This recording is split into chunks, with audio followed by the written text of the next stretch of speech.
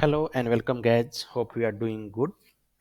So I am here again with a new video that is of Moodle version Moodle 4.3, and you will see what are the UI changes done by Moodle in course edit section.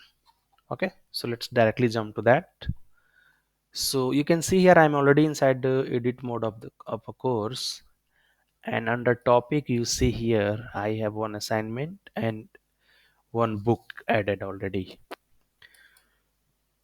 So UI experience I will improve for the setting of availability. Like, so you can see here, if I click on this hide from the course, it will be hidden from student.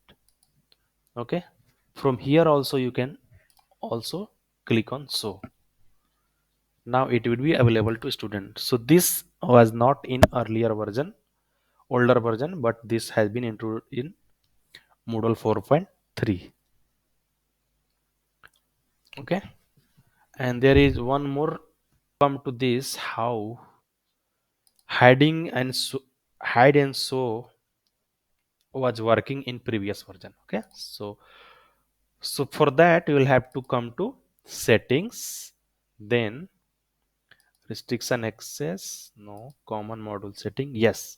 So inside common module setting there is an option show on page or hide on course page.